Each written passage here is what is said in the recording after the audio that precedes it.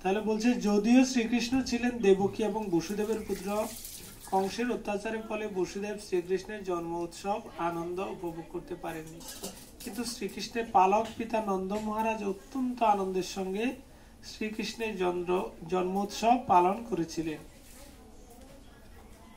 তাহলে এটা হচ্ছে গিয়ে এই যে নন্দ মহারাজ যে ভগবান শ্রীকৃষ্ণের জন্ম উৎসব পালন করেছেন এর কথাই আজকে আলোকপাত করা হয়েছে এই অধ্যায়ে। জয় প্রভুপাদ কি জয়। পরের দিন ঘোষণা করা হয়েছিল যে যশোদার একটি পুত্র সন্তান হয়েছে। বৈদিক প্রথা অনুসারে নন্দ মহারাজ জন্মোৎসব পালন করার জন্য জ্যোতিষী এবং ব্রাহ্মণদের নিমন্ত্রণ করলেন। শিশুর জন্মের পরে জ্যোতিষীরা তার জন্মলগ্নের গণনা করে কোষ্ঠী তৈরি করলেন। তাহলে কি হলো যে ওই দিন বৈদিক যে প্রথা যে প্রথা অনুসারে ব্রাহ্মণ জ্যোতিষী যারা রয়েছেন তারা ভগবানের যে কোষ্ঠী সেটি করছে। শিশুর জন্মের পর আরেকটি অনুষ্ঠান পালন করা হয়। পরিবারের সকলে স্নান করে পবিত্র হয়ে নানা অলংকার এবং মালায় ভূষিত হয়ে জ্যোতিষীর কাছ থেকে শিশুটির ভবিষ্যৎ সম্বন্ধে অবগত হন। নন্দ মহারাজ সহ পরিবারের সমস্ত সদস্যরা সুন্দর ভূষণে সজ্জিত হয়ে শিশুটির সামনে বসলেন। সমস্ত ব্রাহ্মণেরা নানা রকম মঙ্গলসূচক মন্ত্র উচ্চারণ করতে লাগলেন এবং জ্যোতিষ আচার্যরা শিশুটির জাতকর্ম সংস্কার সম্পূর্ণ করলেন। এই অনুষ্ঠানে স্বর্গের সমস্ত দেবতা সহ পিতৃপুরুষেরা পূজিত হন। নন্দ মহারাজ প্রসন্নতা সহকারে ব্রাহ্মণদের 2 লক্ষ গাভী দান করলেন এবং সেই সমস্ত গাভীগুলি সুন্দর বস্ত্র এবং অলঙ্কারে ভূষিত ছিল। তিনি কেবল গাভী দান করলেন না, স্বর্ণ খচিত বস্ত্র অলঙ্কার এবং পর্বত প্রমাণ শস্যও দান করলেন। এই জড় জগতে আমরা নানাভাবে ধন সম্পদ সংগ্রহ করি, কিন্তু সবসময় সেই ধন সম্পদ সৎভাবে বা কুলস মুক্তভাবে অর্জন করা হয় না, বা অর্থ উপার্জন করতে গেলে নানাভাবে নানা রকম পাপ হয়ে যায়। তাই বৈদিক প্রথা অনুসারে সেই সম্পদের পবিত্রীকরণ করা হয় ব্রাহ্মণদের গাভী এবং সোনা দান করার মাধ্যমে। তাহলে এখানে কি হয়েছে, শিশুটির যে জাতকর্ম সংস্কার ভগবানের করছেন সেখানে বলছে নন্দ মহারাজ তিনি প্রসন্ন হয়ে তিনি 2 লক্ষ গাভী দান করেছেন। কত লক্ষ? 2 লক্ষ। এটা অনেক বিশাল ব্যাপার। তো এটার কারণ হচ্ছে বলছে বৈদিক প্রথা অনুসারে সেই সম্পদের পবিত্রকরণ করা হয় ব্রাহ্মণদের গাভী এবং সোনা দান করার মাধ্যমে। তাহলে আসলে যে সম্পদের যে পবিত্রকরণ তার পন্থা হচ্ছে কি মূলত কি ব্রাহ্মণকে কি দান করতে হবে? গাভী এবং স্বর্ণ দান করার মাধ্যমে। এর মাধ্যমে কি হয় যে সম্পদ সে সম্পদের পবিত্রীকরণ হয়। এই জন্য আপনারা যারা সম্পদের পবিত্রীকরণ করতে চান তারা অবশ্যই ভগবানের মন্দিরে দান করবেন, বৈষ্ণবদেরকে ভগবানের ভক্ত ব্রাহ্মণদেরকে আপনারা দান করবেন। ব্রাহ্মণদের শস্য দান করার মাধ্যমে নবজাত শিশুটির পবিত্রীকরণ হলো। বলছে ব্রাহ্মণদের শস্য দান করার মাধ্যমে নবজাত শিশুটির পবিত্রকরণ হলো। তাহলে এই যে শস্য দান আমাদের বুঝতে হবে যে এই জড় জগতে আমরা সব সময় কুলসিত অবস্থায় রয়েছি, তাই আমাদের আয়ু, আমাদের ধন সম্পদ এবং আমাদের আত্মাকে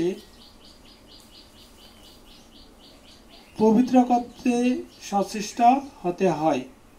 তাহলে আমাদের বলছে এখানে যে আমাদের আয়ু, ধন সম্পদ এবং আমাদের আত্মাকে পবিত্র করা উচিত।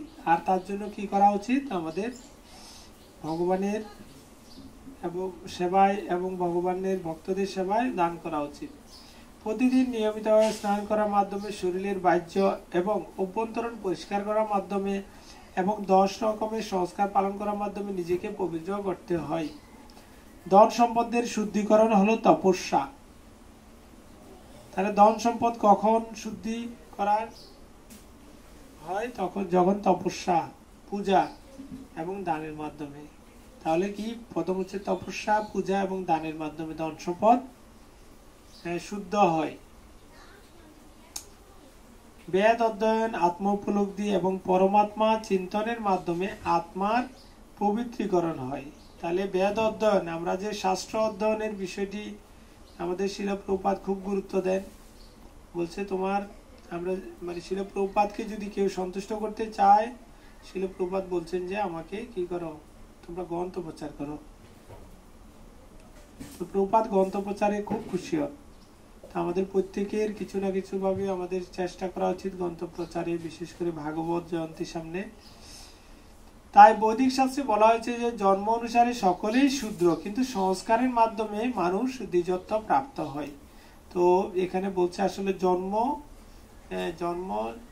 গ্রহণ করলেই কি সবাই ব্রাহ্মণ হন না। এখানে মূলত বলছে এই কলিতে জন্ম যায়তে শূদ্র, সকলেই শূদ্র। তো বলছে সংস্কারে দ্বিজ, সংস্কারে কি হন, তিনি দ্বিজত্ব প্রাপ্ত হন। বেদ অধ্যয়নের মাধ্যমে বিপ্রত্য লাভ হয়, যা হচ্ছে ব্রাহ্মণ হওয়ার প্রাথমিক গুণাবলী। বাহ, চমৎকার বিষয় বলছেন যে ব্রাহ্মণ হওয়ার যে গুণাবলী প্রথমে, সেটা হচ্ছে বেদ অধ্যয়ন। গীতা, ভাগবত এবং চৈতন্য চরিতামৃত এবং শিল প্রভুপাদের অপাকৃত গ্রন্থ আমরা অধ্যয়ন করার মাধ্যমে আমরা ব্রাহ্মণ হওয়ার প্রাথমিক যে গুণাবলী সেটা আমরা অর্জন করতে পারি। যখন পূর্ণরূপে ব্রহ্মজ্ঞান লাভ হয় তখন তাকে ব্রাহ্মণ বলা হয়। আর ব্রাহ্মণ যখন সম্পূর্ণরূপে ব্রহ্মজ্ঞান লাভ চিন্ময় স্তরে অধিষ্ঠিত হন তখন তাকে বৈষ্ণব বা ভক্ত বলা হয়। শিল প্রভুপাদ একবার চমৎকার করে বিষয়গুলো বুঝিয়ে দিচ্ছেন যে যখন ব্রহ্মজ্ঞান লাভ হবে তখন আপনি ব্রাহ্মণ। যখন আপনি ব্রাহ্মণ হয়ে আপনি সম্পূর্ণ চিন্ময় স্তরে, বিশেষ করে অপাকৃত চিন্ময় স্তর কোনটি, জীব কৃষ্ণের নিত্য দাস, এই বিশ্বাস করলে তো আর দুঃখ নাই। এই চিন্ময় স্থিতি, হ্যাঁ, যে কৃষ্ণ ভক্তি করলে সর্বকর্মকৃত হয়, এটা হচ্ছে কি সেই চিন্ময় স্থিতি যেটি আপনারা মন্দিরবাসী এবং গৃহস্থ ভক্তরা এবং আমাদের শ্রদ্ধাবান অনেক ভক্তরা করছেন। সেই উৎসবে সমবেত সমস্ত ব্রাহ্মণেরা নবজাত শিশুটির সর্বাঙ্গীন মঙ্গল কামনা করে নানা রকমের বৈদিক মন্ত্র উচ্চারণ করতে লাগলেন। তাহলে ভগবানের এখানে দেখা যায় নন্দ উৎসবে কি হয়েছে, বৈদিক মন্ত্র উচ্চারণ করা হয়েছে। সেই জন্য আপনারা বৈদিক মন্ত্র উচ্চারণ করতে পারেন অভিষেকে। বৈদিক মন্ত্র উচ্চারণের নানা রকম পন্থা আছে, তাদের নাম হচ্ছে সুত, মাগধ, বন্দি ও বিরুধাবলী। সেই মন্ত্রধ্বনির সঙ্গে সঙ্গে ঢাক এবং সিংহা বাজাতে লাগলো। হ্যাঁ, আবহাওয়াটা দেখেন যে সেখানে মন্ত্র উচ্চারণ হচ্ছে আর এদিকে ঢাক বাজছে এবং সিংহা। তখন সমস্ত গোচারণ ভূমি জুড়ে এবং সমস্ত বাড়িতে সেই আনন্দ ধ্বনি স্পন্দিত হতে লাগলো। প্রতিটি বাড়ির ভিতর এবং বাইরে চালের গুঁড়ো দিয়ে আলপনা আঁকা হয়েছিল, আর সর্বত্র এমনকি রাস্তাঘাটেও সুবাসিত জল ছিটানো হয়েছিল। বাড়ির ছাদে নানা রকম পতাকা, ঝালর এবং বৃক্ষ পল্লব শোভা পাচ্ছিল। সবুজ পল্লব আর পুষ্প দিয়ে দ্বার নির্মাণ করা হয়েছিল। সমস্ত গাভী, বাছুর এবং ষাঁড়দের শরীর তেল আর হলুদ দিয়ে মালিশ করা হয়েছিল, আর নানা রকম রং দিয়ে তাদের গায়ে সুন্দর সুন্দর নকশা আঁকা হয়েছিল। ময়ূরের পালক দিয়ে মালা তৈরি করে তাদের গলায় পরানো হয়েছিল, গায়ে তাদের ছিল খুব সুন্দর সুন্দর পোশাক, আর গলায় তাদের ঝুলছিল সোনার হার। সমস্ত গোপেরা যখন শুনলেন যে মহারাজ তার সন্তানের জন্মোৎসব পালন করছেন তখন তারা আনন্দে উৎফুল্ল হয়ে উঠলেন। হরি বল। তাহলে এখানে সেই জন্মোৎসব, নন্দ উৎসব, তারা অত্যন্ত মূল্যবান বস্ত্র অলঙ্কারে ভূষিত হলেন এবং মাথায় খুব সুন্দর বড় পাগড়ি বাঁধলেন। এভাবে ভূষিত হয়ে নানা রকম উপহার নিয়ে নন্দ মহারাজের গিয়ে উপস্থিত হলেন। গোপীরা যখন শুনলেন যে যশোদার একটি পুত্র সন্তান হয়েছে তখন তারাও আনন্দে উৎফুল্ল হয়ে উঠলেন এবং অতি মূল্যবান বেশভূষা ও অলঙ্কারে ভূষিত হয়ে অপূর্ব সুন্দরভাবে অঙ্গরাগ করে নন্দ মহারাজের আলয়ে গিয়ে উপস্থিত হলেন। সবাই সুন্দর গয়না গাটি এবং সুন্দর বস্ত্র তারা পরিধান করে তারা নন্দ মহারাজের অঙ্গনে পৌঁছলেন। পদ্মের রেণু যেমন পদ্মের অপূর্ব সৌন্দর্য প্রদর্শন করে, ঠিক তেমনি গোপিকাদের পদ্মের মতো সুন্দর মুখমণ্ডল কুমকুমের রেণু দিয়ে ভূষিত হয়েছিল। এই অপূর্ব সুন্দরী গোপিকারা তাদের উপহার নিয়ে অতি শীঘ্র নন্দ মহারাজের গৃহাভিমুখী যাত্রা করলেন। সবাই অলরেডি দলে দলে সবাই নন্দ মহারাজের গৃহের দিকে যেতে লাগলেন। তা আমাদের সার্বিক পরিস্থিতিতে হয়তো আমরা পারছি না সবাই আসতে, কিন্তু আপনারা বাসায় যারা রয়েছেন তারা অবশ্যই সুন্দর করে কমপক্ষে 5টা আইটেম আপনারা রান্না করে ভগবানকে নিবেদন করবেন। নন্দ মহারাজ যে সুন্দর জন্ম উৎসব পালন করেছেন সেখানে অনেক আইটেম ছিল, অনেক সুস্বাদু আহার্য প্রসাদ ছিল। তো এই জন্য আপনারা সেই দিকটা বিবেচনা করবেন। ভগবান গোপালকে আজকে অনেক অনেক আইটেম আপনারা রান্না করে দিবেন। আজকে নাট মন্দির যেন ভর্তি হয়ে থাকে ভগবানের ভোগের বিভিন্ন আইটেমে। হরে কৃষ্ণ। এবং সেই নন্দ উৎসবের প্রসাদ আমরা অনেক সৌভাগ্য যে শিল প্রভুপাদকে আমরা নিবেদন করার সুযোগ পাবো। হরি বল। তো তাদের বলছে তাদের গুরুনিতম্ব এবং স্থূল কুযুগলের ভারে তারা দ্রুত গতিতে চলতে পারছিলেন না, কিন্তু কৃষ্ণপ্রেমে উৎফুল্ল হয়ে তারা যত শীঘ্র সম্ভব নন্দ মহারাজের বাড়ির দিকে অগ্রসর হতে লাগলেন। তাদের কানে মুক্তার দুল শোভা পাচ্ছিল, তাদের রক্তিম অধরষ্ট তাম্বুলের রাগে আরো রক্তিম হয়ে উঠেছিল। তাদের ভ্রমর কৃষ্ণ চোখ ছিল কাজলের কালো রেখায় রঞ্জিত, আর তাদের হাতে নানা রকম চুড়িবালা শোভা পাচ্ছিল। যখন তাদের তড়িৎ গতিতে পাথরের রাস্তার উপর দিয়ে যাচ্ছিলেন তখন তাদের অঙ্গের ফুলমালা থেকে ফুলগুলি ঝরে পড়ছিল এবং মনে হচ্ছিল যেন স্বর্গ থেকে পুষ্প বৃষ্টি হচ্ছে। সুন্দর সেখানে রাস্তার বর্ণনা দেওয়া হচ্ছে। পাথরের রাস্তার উপর দিয়ে সবাই হেঁটে যাচ্ছে তড়িৎ গতিতে নন্দ মহারাজের সে নন্দ উৎসবে যোগ দেওয়ার জন্য। যখন তারা যাচ্ছে তখন তাদের যে ফুল সাজ করছিল সে ফুলগুলো তারা পড়ে যাচ্ছে। তো সেই দৃশ্যটা অনেকটা স্বর্গ থেকে যে পুষ্প বৃষ্টি সেরকম মনে হচ্ছিল। তাদের অঙ্গের বিভিন্ন আবরণের আন্দোলনে পরে তাদের আরো সুন্দর দেখাচ্ছিল। এভাবে তারা সকলে নন্দ যশোদার গৃহে গিয়ে উপস্থিত হলেন এবং শিশুটিকে আশীর্বাদ করে বললেন, প্রিয় শিশু, আমাদের রক্ষা করবার জন্য তুমি দীর্ঘজীবী হও। এভাবে তারা যখন শিশুটিকে আশীর্বাদ করছিলেন তখন তারা তেল, হলুদের গুঁড়ো, দই, দুধ আর জল একত্রে মিশ্রিত করে তা সিঞ্চন করছিলেন।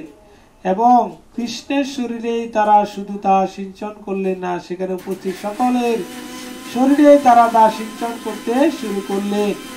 সে মঙ্গল অনুষ্ঠানে অনেক সুদক্ষ বাদক বাজনা বাজাচ্ছিলেন।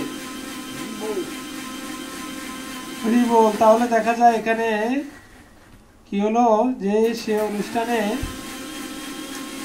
যারা এসেছেন তারা সকলে তারা কিছু জিনিস নিয়ে এসেছেন, হলুদের গুঁড়ো, দই, দুধ এবং জল একত্রে মিশ্রিত করে তারা সব কৃষ্ণের উপরে এবং তার ভক্ত সেখানে উপস্থিত ভক্তদের শরীরে সিঞ্চন করলেন।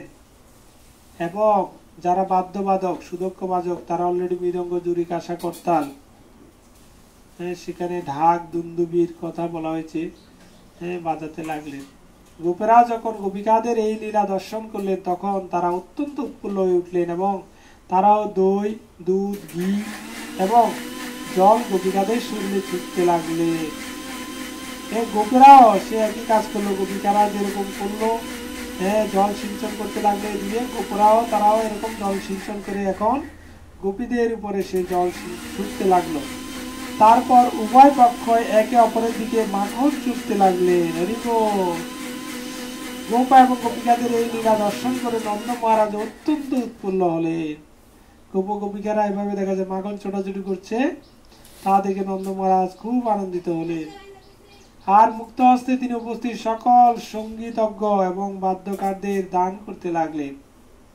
অনেক গায়কেরা পরিষদ পুরাণ থেকে স্তব করেছিলেন, কেউ কেউ নন্দ মহারাজের বংশাবলীর কীর্তি গান করছিলেন, আর কেউ কেউ অতি মধুর স্বরে গান গাইছিলেন। সেখানে অনেক বিদ্বান ব্রাহ্মণ উপস্থিত ছিলেন এবং আনন্দ উৎফুল্ল হয়ে নন্দ মহারাজ তাদের নানা রকম বস্ত্র অলঙ্কার এবং গাভী দান করলেন।